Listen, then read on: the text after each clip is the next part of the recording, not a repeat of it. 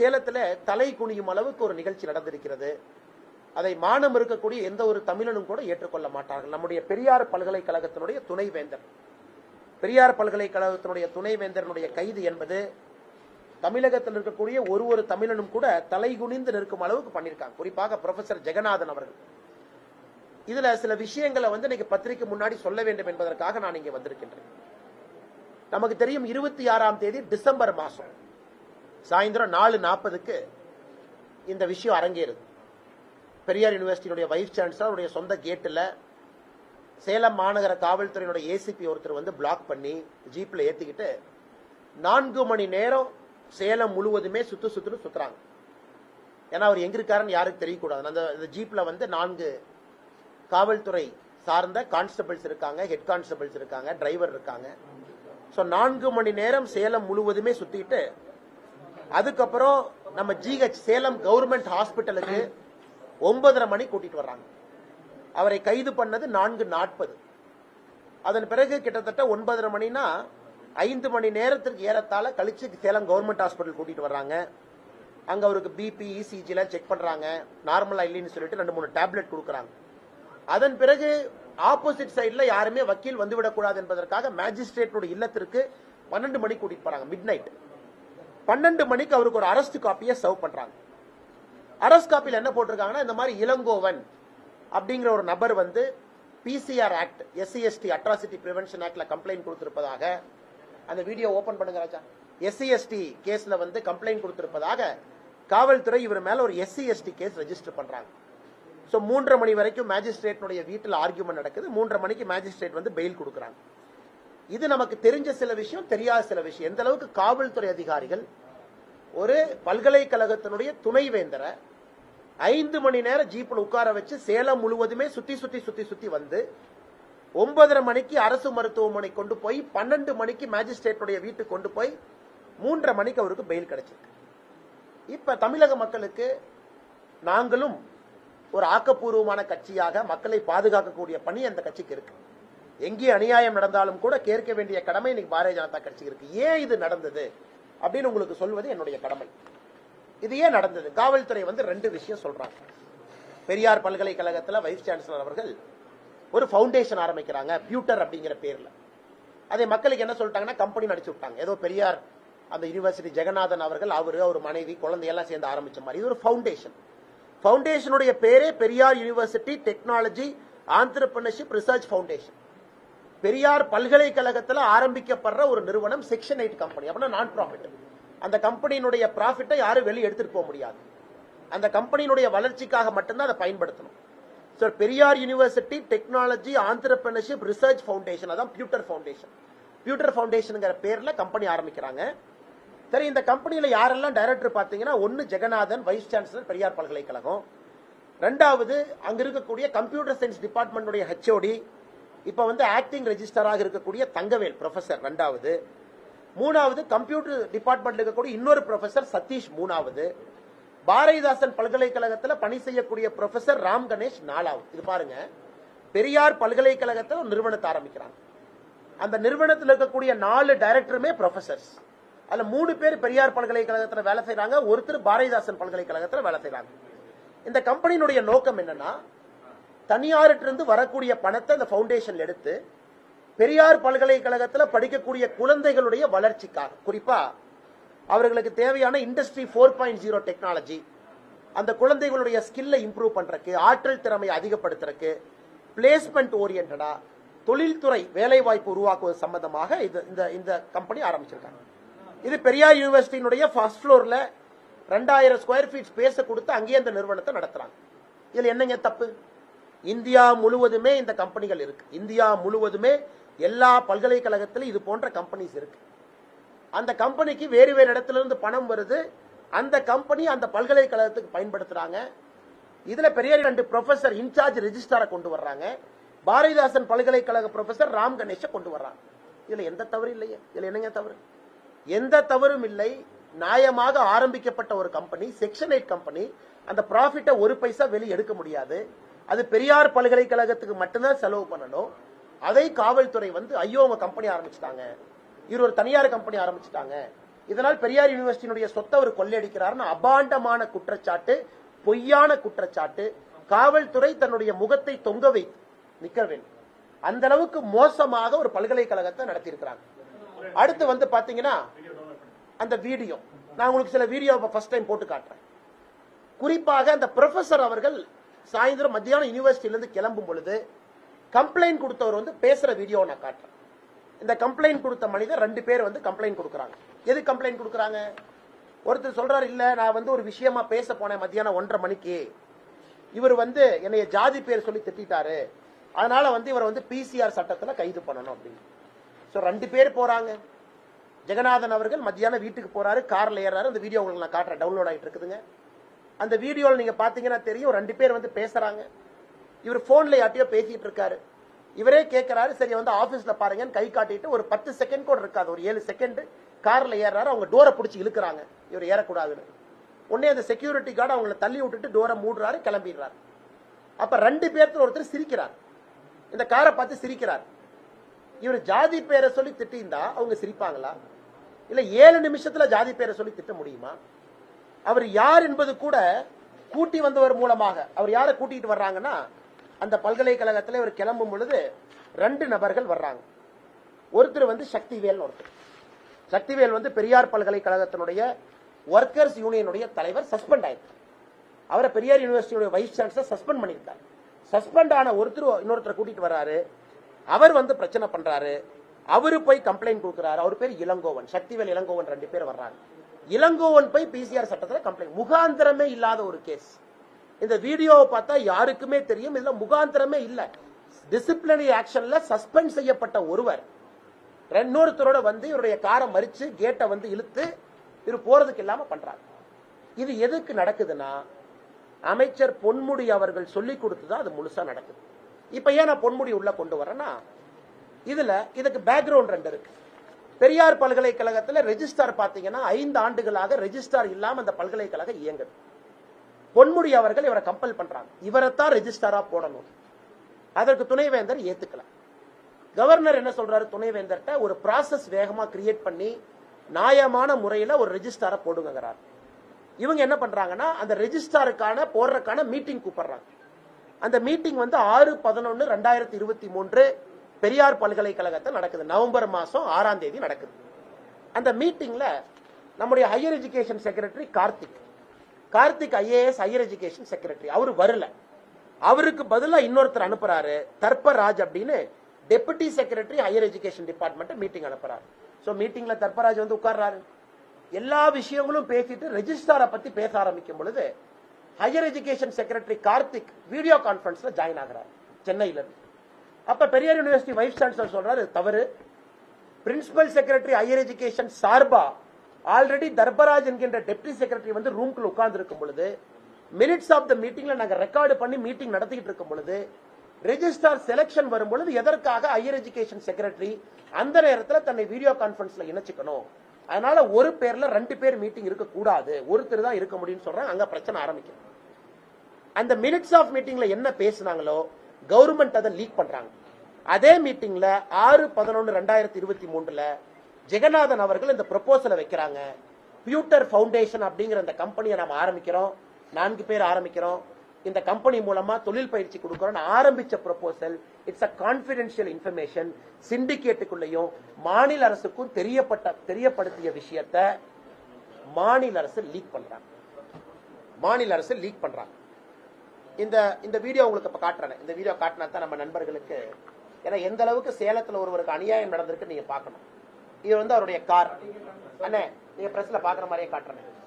Sorry, பெரிய TV இல்ல, இது வந்து அவருடைய கார். இந்த கார்ல அப்படியே கொஞ்சம் பாருங்க.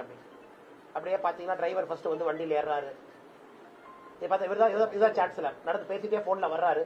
2 பேர் தடுக்கிறாங்க. கம்ப்ளைண்ட் கொடுத்தவரும் சஸ்பெண்ட் ஆனவரும் அவர் போன்ல பேசிக்கிட்டே கேட்கிறாரு. மொத்தமா பாருங்க, ஒரு 5 செகண்ட் பேசுறாரு, அவ்வளவுதான் பேசுறாரு. போன்லயே தான் இருக்காரு. என்ன போனை கூட கீழே வைக்கிறார். போன்லயே பேசிட்டு இருக்காரு, போனை கீழே வைக்கிறாரு. அவங்ககிட்ட என்னன்னு பேசுறாரு. பேசிட்டு ஓகே ஆபீஸ் வாங்கன்னு சொல்லிட்டு கார் திறந்து ஏறாரு. அவங்களுடைய கார் டோரை பிடிச்சி இந்த குரூப் இழுக்குது, விடமாட்டேன்னு. அதை வந்து இந்த செக்யூரிட்டி அவரு அவங்கள தள்ளி விட்டு கார் அனுப்புறாரு. இப்ப பாருங்க, இப்ப பாத்தீங்கன்னா ஒருத்தர் வந்து சிரிச்சுக்கிட்டே போவார், கார் போனதுக்கு அப்புறம் ஒருத்தர் வந்து சிரிச்சுக்கிட்டே போவார். இதை பாத்தீங்கன்னா தெரியும், இந்த வீடியோ நாங்க பத்திரிகைக்கு ஷேர் பண்றோம், முடிச்சோடனே பாத்தீங்கன்னா தெரியும் எந்த அளவுக்கு அநியாயம் நடத்தப்பட்டிருக்கிறது. அரசு சொன்ன ரெஜிஸ்டாரை போடல அப்படிங்கிற ஒரே காரணத்திற்காக ஒரு தனி மனிதனை SC ST கேஸ் போட்டு தனி மனிதனை நாய நடத்துற மாதிரி நடத்தி இன்னைக்கு அவர் ஹார்ட் அட்டாக் வந்து ஆஞ்சியோபிளாஸ்டி பண்ணிட்டு வீட்டில் உட்கார்ந்துருக்காரு. ஒரே காரணம் என்ன? மாநில அரசினுடைய பொன்முடி அவர்களுடைய அவர்கள் சொன்ன ரெஜிஸ்டார் பேரை ஏற்றுக்கொள்ள மாட்டேன்னு சொன்னது பாவங்களா? அதற்கு கான்பிடென்ஷியல் இன்ஃபர்மேஷன் மெயின்டைன் பண்ண வேண்டிய ஹையர் எஜுகேஷன் டிபார்ட்மெண்ட் செக்ரட்டரி அவர் அந்த இன்ஃபர்மேஷனை லீக் பண்றாரு. போலீஸ்க்கு எப்படி இன்ஃபர்மேஷன் வந்துச்சு? பியூட்டர் ஃபவுண்டேஷன் இன்ஃபர்மேஷன் எப்படி வந்துச்சு? யார் கொடுத்தா? அவங்களுக்கு கண்டென்ட்ஸ் ஆஃப் தி எஃப்ஐஆர்ல அவங்க டிஸ்க்ளோஸ் பண்ணணும். ஒரு எஃப்ஐஆர் போடுறாங்கன்னா காவல்துறை டிஸ்க்ளோஸ் பண்ணும். அவங்களுக்கு நாலேஜ் ஆஃப் கிரைம் எங்கிருந்து வந்துச்சு? நாலேஜ் ஆஃப் கிரைம் வந்ததுன்னா இதுல என்ன தப்பு? Section 8 company for profit company இல்ல, நாட் ஃபார் ப்ராஃபிட். 4 ப்ரொஃபசர் இருக்கக்கூடிய கம்பெனி. பெரியார் பல்கலைக்கழகத்தில் ஃபர்ஸ்ட் ஃப்ளோர்ல 2000 ஸ்கொயர் ஃபீட்ல நடக்கக்கூடிய நிறுவனம். இல்லைங்களே தப்பு? இந்த அளவுக்கு முட்டாளுகளா காவல்துறை? நானும் காவல்துறையில் பணியாற்றி இருக்கிற நேர்மையான அதிகாரிகள் இருக்கிறாங்க, இன்னும் நான் நம்புறேன். ஒரு ஏசிபி வந்து கேட்ல, பெரியார் யூனிவர்சிட்டி கேட்ல ஒரு வைஸ் சான்சலரை போலீஸ் ஜீப்ல ஏத்திக்கிட்டு, அவ்வளவு மாணவர்கள் படிக்கக்கூடிய இடத்துல போலீஸ் ஜீப்ல ஏத்திக்கிட்டு 4 மணி நேரம் போனா என்ன அர்த்தம்? அதனால்தான் இன்னைக்கு நாங்க உள்துறை அமைச்சர் அமித்ஷாஜி அவர்களுக்கு கடிதம் எழுதணும். மாநிலத்தினுடைய டிஜிபி மீது நடவடிக்கை கோருகின்றோம். சேலம் போலீஸ் கமிஷனரின் மீது நடவடிக்கை கோருகின்றோம். NHRCக்கு சூமோட்டோவாக பாரதிய ஜனதா கட்சி நாங்கள் கம்ப்ளைண்ட் கொடுக்கிறோம். National human rights commission. காவல்துறை புரிந்து கொள்ள வேண்டும். ஏதோ நாம் ஒரு திமுக ஆட்சி கீழே இருக்கோம், தண்ணியில்லா காட்டுக்கு மாத்திடுவாங்க. ஏன்னா இவங்களுடைய ரெக்கார்டு UPSCக்கு போய் தான் வரணும். இவங்க ஒரு டிரான்ஸ்பருக்கு போகும்போது இவங்க ஒரு டிரான்ஸ்பர் என்றால் ப்ரமோஷன் கம் டிரான்ஸ்பர் போகும் பொழுது UPSCக்கு போய் தான் வரணும். டிஜிபி செலக்ஷன் UPSCக்கு போய் தான் வரணும். அதனால காவல்துறை அதிகாரிகள் நீங்க யாரை வேணாலும் பிடிப்போம், என்ன வேணாலும் பண்ணுவோம், ஜீப்ல ஏத்துவோம், எஃப்ஐஆர் எங்க பாட்டுக்கு போடுவோம், ஒருத்தருடைய பேரை கெடுப்போம்.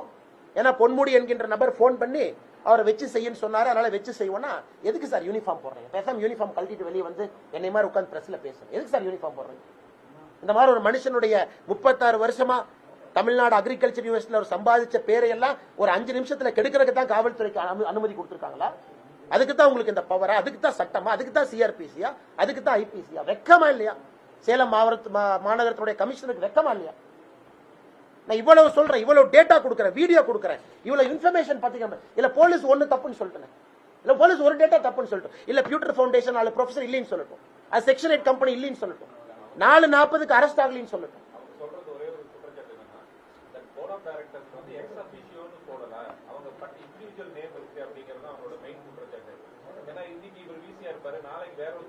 அண்ணே யாரா இருந்தா கூட அந்த கம்பெனி இருக்கிறது பெரியார் பல்கலைக்கழகத்தினுடைய உள்ள இருக்கு. ஃபர்ஸ்ட் ஃப்ளோர்ல 2000 ஸ்கொயர் ஃபீட்ல இருக்கு. 4 பேருமே குடும்ப நபர்கள் இல்ல. ஜெகநாதன் மனைவி, ஜெகநாதன் மகள்னா 4 பேரும் கிடையாது. இப்ப it is known, it is acknowledge. நமக்கு தெரியும் இவங்க இந்த கம்பெனி ஆரம்பிக்கிறாங்கன்னா ப்ரொசீஜர் இருக்கு. இவர் ஆபீஸை டெமிட் பண்ணி போகும் பொழுது அதே கம்பெனி எடுத்துட்டு போனா அது குற்றம். வைஸ் சான்சலர் பதவி முடிஞ்சிருச்சு, இன்னொரு வைஸ் சான்சலர் வந்துட்டார். அப்ப இவர் ஹேண்ட் ஓவர் பண்ணாம அது என்னோட கம்பெனியில் எடுத்துட்டு போனா குற்றம். அப்பதான் நீங்க எஃப்ஐஆர் போடுங்க, அப்ப கேள்வி கேளுங்க. இவர் 100% ஹேண்ட் ஓவர் பண்ணத்தான் போறாரு. புது விசி வந்தா மறுபடியும் அதுல ஒரு அமெண்ட்மெண்ட் பண்ணி சொசைட்டிஸ் ஆக்ட்ல அமெண்ட்மெண்ட் பண்ணி அந்த விசி பேரை போட்டு வெளியே வர போறான். நானும் ஃபவுண்டேஷன் நடத்துறேன், வி தி லீடர்ஸ் ஃபவுண்டேஷன். அப்படித்தான் நாங்களும் ரெஜிஸ்டர் பண்றோம். பெரியார் யூனிவர்சிட்டி வைஸ் சான்சலர் பேரு போட்டு ரெஜிஸ்டர் பண்ணீங்களா? ஓகே. செக் சைனிங்ல சில பிரச்சனை இருக்கும், இருக்கிற வரைக்கும் யார் சைன் போடுவாங்க, மாறி போனா யாரு போடுவாங்க, அது எல்லா ஃபவுண்டேஷன்ல இருக்கக்கூடிய நடைமுறை பிரச்சனை. இவர் டேர்ம் முடிஞ்சிருச்சு, கவர்னர் அவங்க இன்னொரு விசியா போட்டிருக்காங்க, அவரு வந்தாங்க, இவர் நான் கொடுக்க மாட்டேன்னு சொல்றாரு, குற்றம். அல்லது வந்த பணத்தை இவர் பிரைவேட் அக்கௌண்ட்டுக்கு மாத்துறாரு, குற்றம். அல்லது இவர் யாரோ ஒரு பிரைவேட் கம்பெனில டைய போட்டு அண்ணன் இதுக்கு நீங்க கான்ட்ராக்ட் கொடுத்துட்டு தனியா எனக்கு ஒரு 1 லட்சம் ரூபாய் அக்கௌண்ட்டுக்கு அனுப்பிச்சிருங்க, குற்றம். லோக்கஸ் ஸ்டாண்ட் என்ன சார்? பிரைம் எஃபிசியா கேஸ் என்ன sir? Nothing is made out sir. அதனால இவங்க தப்பிக்க கூடாதுங்கறக்கா SC ST சேர்த்துறாங்க. எவ்வளவு அறிவாளிக்கு பாருங்க, எவ்வளவு அறிவாளிக்கு பாருங்க. அப்படியே இன்டெலிஜென்ட் இவங்க எல்லாம். அப்படியே தேவலோகத்துல இந்த போலீஸ் ஆபீசர்ஸ் வந்திருக்காங்க. அப்படியே ஒரு செக்ஷனை போட்டோம்னா அந்த 7 வருஷத்தை தாண்டணுமா? எவ்வளவு அறிவாளிங்க பாருங்க சார். சுப்ரீம் கோர்ட் தெளிவா சொல்லுது, உங்களுடைய செக்ஷன் பனிஷ்மெண்ட் 7 வருஷத்துக்கு கீழ இருந்தா ஆட்டோமேட்டிக் பெயில். போலீஸ் என்ன பண்றாங்க, 7 வருஷத்துக்கு மேல காட்ட முயற்சி பண்றாங்க. அப்ப SC ST போடு, அப்ப செட்டிங் பண்ணு, மத்தியானம் 1:40 2 பேர்த்த உள்ள அனுப்பு. எப்படி பாருங்க, சஸ்பெண்ட் ஆன ஒருத்தரை கூட அனுப்பு. அவர் வரும்போது காரை 1:40 நிறுத்து. அவர் இங்கிருந்து நேரா போலீஸ் ஸ்டேஷன் போய் கம்ப்ளைண்ட் கொடு. 4:40 3 மணி நேரத்துல நீ வா ஆபீஸ். கேட்ல வர மாதிரி இவர் அப்படியே தூக்கி ஜீப்ல உட்காரவே. ஏன்னா முட்டாள் தானே நம்மெல்லாம். சேலத்துல எவ்வளவு பெரிய பத்திரிகைகள் நீங்க இருக்கிறீங்க, எவ்வளவு பெரிய நபர்கள் நீங்க இருக்கிறீங்க, நம்மள எல்லாம் முட்டாளாக்க பாக்குறாங்களா காவல்துறை? All executed by police. கொத்தடிமையாக சேலம் மாநகரத்தினுடைய காவல்துறை திமுகவினுடைய கொத்தடிமையாக நடந்திருக்கின்றார்கள். சொல்றதுக்கு எந்த ஒரு அச்சமே கிடையாது. இந்த மாதிரி கை வச்சா இந்த மாதிரி வார்த்தையை நான் பயன்படுத்தணும். சாமானிய மனிதனுக்கு என்ன மரியாதை? நாளைக்கு நீங்கள் நானும் லோக்கல் டிஎம்கே எம்எல்ஏ சண்டை போட்டா ஒரு வைஸ் சான்சலருக்கே அந்த ஊர்ல மரியாதை இல்ல. உங்களை எண்ணி நாயை தூக்குற மாதிரி தூக்கிட்டு போன குப்பை வண்டியில. ஏன்னா போலீஸ்காரனை பகிச்சுக்கிட்டோம், எம்எல்ஏ பகிச்சுக்கிட்டோம், திமுக காரனை பகிச்சுக்கிட்டோம், போடுறவன் மேல ஒரு SC ST கேஸ், போடுறவன் மேல இந்த கேஸ், போடுறவன் மேல சீட்டிங் கேஸ். என்ன நடக்குது? இதெல்லாம் நியாயமான தர்மமான இது யாராச்சும் ஏத்துக்குமான? ஒரு சிவிலைஸ் சொசைட்டில ஒரு வைஸ் சான்சலர் 5 மணி நேரம் போலீஸ் ஜீப்ல அலக்கழிச்சு ஹார்ட் அட்டாக் வர வச்சு அவருக்கு. அதனாலதான் நாங்கள் அமித்ஷாஜிக்கு கேட்க மத்திய அரசு அதை பார்த்துக்கிட்டு இருக்க கூடாது. உள்துறை அமைச்சர் கேட்கணும் கேள்வி, நாங்க அதை எடுத்திருப்போம். கேட்கணும் கேள்வி, டிஜிபியை சம்மன் பண்ணணும். இப்ப அனுப்ப போறோம். ஏன்னா உங்களுக்கு ஃபர்ஸ்ட் டிஸ்க்ளோஸ் பண்ணணும். ஏன்னா நாங்க அனுப்புறதுக்கு முன்னாடி பத்திரிகை நண்பர் மூலமாக தமிழக மக்களுக்கு நாங்க சொல்லணும். அண்ணே பாருங்க, இதானே future foundation, future foundation MOU எல்லாம் கையில் இருக்கு சார். இதான் பாருங்க சார், இதுல இருக்கு சார். எல்லா காப்பி அனுப்பிடுறோம், எல்லாத்தையும் அனுப்பிடுறோம் தலைவா உங்களுக்கு. இதுல இருக்கு. அவருடைய வைஸ் சான்சலர் வந்து பாத்தீங்கன்னா அவருடைய போலீஸ்ட கொடுத்த இது, அவர் எங்க பிடிச்சாங்க, 4:40 என்னை இப்படி பண்ணாங்க, என்னை வந்து பாருங்க, 5 மணி நேரம் ஜீப்ல சுத்த விட்டாங்க, அவருக்கு ஹார்ட் அட்டாக் வந்தது, ஆஞ்சியோபிளாஸ்டி வந்தது, எல்லாத்தையும் அனுப்பியிருக்காங்க. எல்லாம் எழுதிருக்காரு அந்த மனுஷன் பாவம். அண்ணே ஒரு விஷயம் நான் பத்திரிகை நண்பர்கள்ட்ட கை கூப்பி கேட்பறேன், நேர்மைக்கு ஒரு விலை இருக்கணும். பத்திரிகையில நீங்களும் நேர்மையா இருக்கிறீங்க. எவனோ ஒருத்தன் கடைசி நாள் நீங்க வேலையில் இருக்கும் பொழுது உங்களை அசிங்கப்படுத்திருப்பான நானும் ஏத்துக்க மாட்டேன். பத்திரிகையில் நீங்க இத்தனை நாள் நேர்மையா இருக்கிறீங்க, நேர்மையா ரிட்டையர் ஆக போறீங்க, ஒரு நாள் நீங்களும் ஆக போறீங்க, நான் ஆக போறேன். எவனோ ஒருத்தன் கடைசி 1 வருஷத்துல வந்து உங்களை கொச்சைப்படுத்தி கண்டதெல்லாம் சொன்னானா நீங்க ஏத்துக்குவீங்களா? நான் ஏத்துக்க மாட்டேன். இன்னைக்கு இப்படிதான் நடந்திருக்கு. வைஸ் சான்சலர் டென்யூரே முடிய போது இன்னைக்கு வந்து SC ST கேஸ போட்டு பியூட்டர் ஃபவுண்டேஷன். காவல்துறை என்ன லாஜிக்கல் பேசுறாங்க? பிரைமரி ஃபேசிய கேஸ் எங்க மேட் அவுட்? பண அக்கௌண்ட்டுக்கு வந்துச்சா? 4 ப்ரொஃபசர், கம்பெனி வெளிய இருக்கானே, கம்பெனி ஒரு வீட்ல இருக்கா? பெரியார் பல்கலைக்கழகத்துல ஃபர்ஸ்ட் ஃப்ளோர்ல 2000 ஸ்கொயர் ஃபீட்ல இருக்கு. இல்ல IPS படிச்சு தானே வந்திருக்காங்க. மென்சிரியா அப்படின்னு சொல்லுவானே, ஐபிசியினுடைய பேசிக் இன்கிரிடியன்ட் மென்சிரியா. மென்சிரியானா நம்ம தமிழ்ல சொல்லணும்னா குற்றம் நடந்தது என்ன, இங்க குற்றம் என்ன நடந்துச்சு, வேர் இஸ் த மென்சிரியா? மென்சிரியாவே இல்லையே, லாட்டின் வார்த்தை மென்சிரியாவே இல்லையே, குற்றமே நடக்கல, குற்றமே இல்லையானே. அவருக்கு ஆக்சுவலா மாலை போட்டு கும்பிடு போட்டு, ஏன்னா இவர் தனியாக வந்து சேலத்துக்கு வரும் பொழுது இந்தியாலேயே குறைந்த வயசு இருக்கக்கூடிய பல்கலைக்கழகத்துல A++ இருக்கிறது சேலம் பெரியார் பல்கலைக்கழகம் தான். 3 வருஷத்துல கொண்டு வந்திருக்காங்க. A++ கேட்டகரியில it is the youngest state run university.